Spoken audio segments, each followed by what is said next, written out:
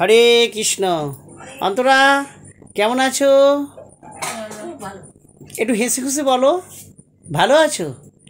আচ্ছা, অন্তরা ভালো আছে শুনলেন। কীর্তনিয়া রীতা দাসীর সেবাশ্রম, এই সেবাশ্রমে আজকে অম্বুবাচী উপলক্ষে ভগবানের ভোগ লাগানো হয়েছে।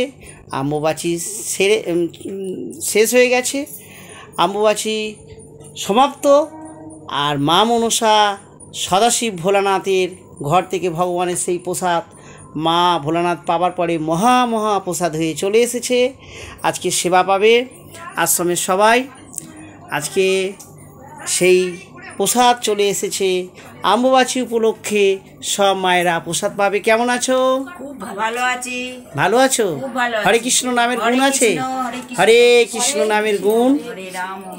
আমার আশ্রমের সবাই খুব খুশিতে আছে, আনন্দে আছে, কারণ এরা হরিনাম করে। হরিনামের যে মহাশক্তি, সেই শক্তি বিনিময়ে এরা ভালো আছে। এদের খাওয়া দাওয়া সবই সুন্দরভাবে রাধারানী রাধা মাধবের কৃপায় চলছে। ভক্তরা এগিয়ে এসেছে, অনেক ভক্ত এই আশ্রমে সাহায্যের হাত বাড়িয়েছে, কারণ তারা মনে করে যে সমাজে আমরাও দায়বদ্ধ আছি, সমাজের প্রতি আশ্রমের প্রতি কিছু আমাদের করা দরকার। যারাই মানসিকতায় মধ্যে দিয়ে শিক্ষা অর্জন করেছে তারা অবশ্যই এই আশ্রম ছাড়াও অনেক আশ্রমে তারা সাহায্য করে। রীতা দাসীর কন্ট্যাক্ট নাম্বার 9836769125।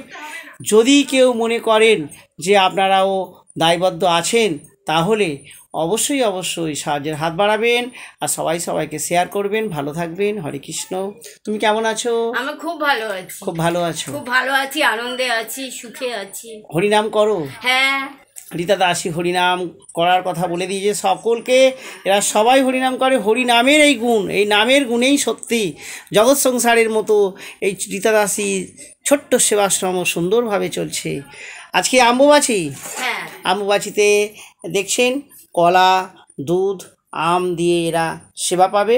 এগুলো সব ভগবানের ভোগ লাগানো হয়েছে, রাধা মাধবের ভোগ লাগানো হয়েছে, গোপালের ভোগ লাগানো হয়েছে। নরসিংহ মন্দির আছে এই আশ্রমে, সেই নরসিংহ ভগবানেরই প্রসাদ চলে গেছে মনসা শিবের ঘরে, সেখান থেকে মহাপ্রসাদ হয়ে ফিরে এসেছে আশ্রমে। তাই সবাই মিলে একবার বলো, নিতাই গৌর নন্দে হরি হরি বল, হরি হরি বল, হরি হরি বল।